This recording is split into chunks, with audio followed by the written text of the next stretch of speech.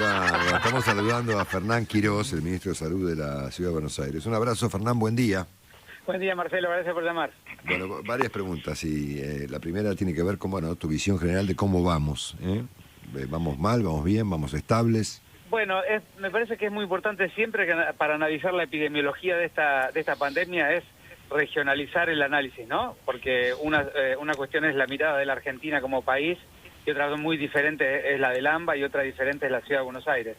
Entonces es muy importante en cada momento describir la región en que uno está mirando. Cuando uno mira la ciudad, que es un poco lo que yo conozco bien, seguimos viendo lo que veníamos viendo hace varias semanas.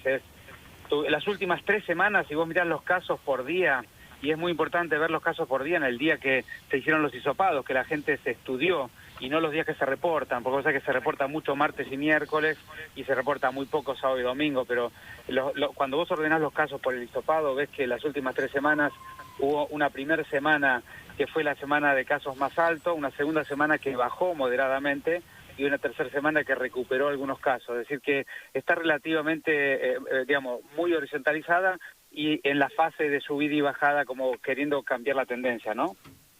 Sí, correcto. Algo, fíjate que hay una mirada de la Ciudad de Buenos Aires que es muy específica, que es la que aportan ustedes, con números precisos, con el R todos los días y demás. Hay una mirada, si quiere, más política de la provincia de Buenos Aires, y yo no sé si hay una mirada nacional, ¿no? Uno tiende a preguntarte a vos, digamos, pues sos la cara más invisible y probablemente más profesional que esté mostrando la Argentina hoy en día, pero yo quiero saber una mirada nacional, ¿a quién le pregunto?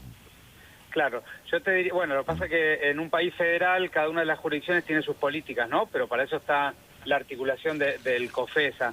Ahora, yo te diría así, a mí me parece muy importante entender el fenómeno de lo que está ocurriendo, porque, digamos, esta enfermedad evoluciona con una primer curva que es significativa, y luego todavía estamos aprendiendo qué es lo que pasa cuando la primer curva baja, ¿no? Pero, digamos, esa primer curva tiene una trayectoria que en la ciudad se ve con claridad porque está muy avanzada, en la provincia se ve evolucionando según el cordón que mires, y lo que estás viendo en algunas provincias del interior que están activando las curvas. Entonces, cuando uno mira el global de la Argentina, tiene que ir y entender territorio por territorio, ¿no? Sobre todo, como decís vos, con algunos indicadores que son bien necesarios. Primero, el número de casos ordenados de manera apropiada.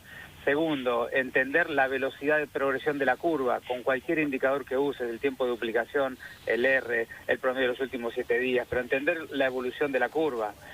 Tercero, entender la infraestructura física que tenés para atenderlos, la capacidad de resto que tenés de la estructura, el comportamiento social y el grado de adscripción a las normativas que proponés, y la capacidad de desarrollo territorial que tenés sobre el seguimiento del traqueo y el testeo y el aislamiento, ¿no? Entonces, esas 6 dimensiones son esenciales para entender qué está pasando en cada lugar de la Argentina. Claro. Bueno, te hago una pregunta un poco más teórica, digamos, y fuera del tema de la Ciudad de Buenos Aires, pero me gustaría entender tu visión, porque viene una pregunta después de esta que es importante. Fíjate que Italia y Argentina están empatadas en cantidad de casos, por lo menos en casos registrados, ¿verdad? Argentina está en el lugar número 16 del mundo, con 253.000 casos, y Italia está en el lugar siguiente, en el 17, con 250.000 casos. Estamos iguales. Pero Italia ha registrado 35.000 muertos y Argentina 4.000, ¿no? Sí. 4.700 para ser exacto, ¿no? ¿Cómo se explica semejante brecha, digamos, entre casos idénticos y una diferencia de personas fallecidas tan abismal en favor de Argentina? Bueno, porque lo único idéntico que tienen es lo que acabas de describir, pero ahora te voy a contar algunas cosas que no tienen nada que ver. Lo primero de todo, Italia tomó la decisión en un momento de la pandemia, sobre todo en la zona norte, de dejar de registrar los casos leves. Con lo cual, si vos mirás la letalidad de Italia, pasó de un valor de 5 a 6 que estaba en un momento, y luego terminó estando en una letalidad de 12 a 14. Primer cuestión es que no registró todos los casos, digamos, de los casos que te llenan el denominador y te bajan la mortalidad. Entonces, en realidad no son muy comparables. Italia tuvo muchísimos más casos que lo que tiene la Argentina. Lo segundo es que para comparar la letalidad, al igual que para comparar la tasa de enfermos cada 100.000 o cada millón de habitantes, es muy importante compararlo en el mismo momento temporal de la curva. Vos no puedes comparar la letalidad de una curva como la Argentina, que está en crecimiento, y por lo tanto hay muchos casos, pero los muertos van a venir después, con una curva de letalidad como la italiana que terminó de bajar y por lo tanto todos los muertos ya están registrados porque ya ocurrieron. Entonces es muy importante saber que cuando comparas qué parte de la curva, en qué etapa de la curva está cada país que estás comparando. Correcto, ok. Y después, por supuesto, la demografía y la realidad, digamos, tanto de la distribución etaria como de las comorbilidades, que es otro factor muy importante. Si vos mirás en la ciudad de Buenos Aires la letalidad por barrio, la letalidad de Barrio Norte quintuplica la letalidad del barrio 31 y eso no tiene nada que ver más que con las características demográficas de las personas que están allí, con lo cual hay un conjunto de dimensiones que no estás analizando cuando informás solamente esos dos datos que acababa de comentar, ¿no? Correcto. Bueno, ayer me invitó a almorzar mi jefe, ¿no? Que se llama Jorge Porta, que es un gran periodista además, ¿no? Y me hizo una observación muy interesante que se la tomé, por supuesto, casi como autocrítica de parte nuestra, respecto de que no se está discutiendo en la Argentina, no es motivo de, por lo menos que yo sepa, de preguntas y respuestas de parte de los periodistas y los funcionarios, respecto de con qué se está tratando a los pacientes, ¿no? Cuando tenés en la ciudad un conjunto de casos, digamos, ¿no? Que serán obviamente algunos más graves, menos graves, gente más grande, más chica, con diversas comorbilidades. ¿Cuáles son los tratamientos que se están aplicando para las personas que están internadas en nuestra ciudad de Buenos Aires hoy en día? Una pregunta que, mira, me la mencionó Jorge ayer y yo, la verdad que no creo que en 20 reportajes que te hice, creo que nunca te la formulé. Está muy bien. Y eso es un tema muy importante que explica en parte, es otra dimensión de lo que hablamos hace un ratito, porque cada semana que pasa, el nivel de la utilidad, si querés, o el impacto del tratamiento va mejorando. ¿Y qué quiere decir esto? Veamos, desde el día 1 hasta el día de hoy, ¿qué aprendimos? Primero, modalidades de tratamiento general. Por ejemplo, la modalidad respiratoria, cuándo intubar, cuándo poner un respirador y cómo usar la modalidad respiratoria, la posición del cuerpo.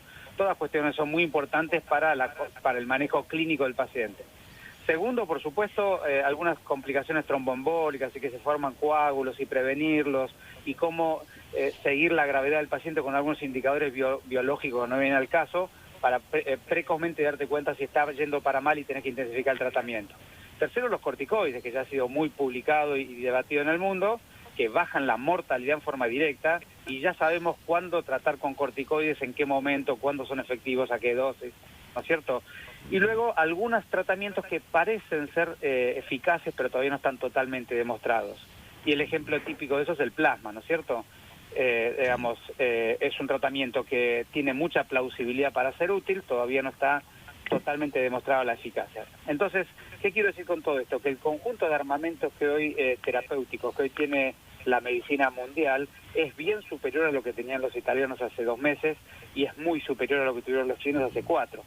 Por eso que también las tasas de letalidad, hay cierta discusión sobre esto, por qué están bajando, pero el armamento terapéutico, la interpretación clínica seguramente es un componente importante allí, y luego hay alguna discusión sobre el virus, la inmunidad y algunas otras cuestiones, ¿no? Sí. ¿Se está usando la ivermectina, Fernández, en Buenos Aires?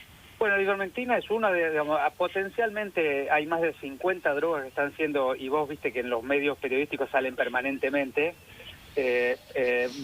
drogas que potencialmente, lo que se llama técnicamente, tienen plausibilidad, es decir, tienen una explicación biológica por la cual podría funcionar. Lo que pasa es que las drogas, de la plausibilidad a la utilidad en humanos, tenés que demostrar la eficacia. Entonces la ivermectina es una de las que tiene plausibilidad, hay un par de reportes que han bajado la expectativa sobre ella de hace muy poco, pero en algunos lugares sí se está usando, como tantas otras drogas, ¿no? Como el ibuprofeno inhalatorio, como diferentes tratamientos farmacológicos. Por supuesto que también están los antivirales y algunas drogas monoclonales que están empezándose a probar su eficacia en este momento. O sea que la respuesta a mi pregunta es, hay un montón de cosas, no una. Hay un montón de cosas, no hay el único medicamento o el medicamento de mayor impacto hasta el día de hoy demostrado terminantemente son los corticoides, y luego hay un conjunto de medicamentos que parecen tener una utilidad que se está demostrando su verdadera eficacia. Pero esa es la dexametasona, ¿no?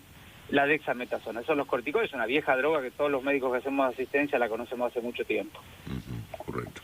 Fernán, te mandamos todos un abrazo. Gracias, como siempre, por estos minutos con nosotros. Gracias a ustedes. Fernán Quirós, el ministro de Salud de la Ciudad de Buenos Aires.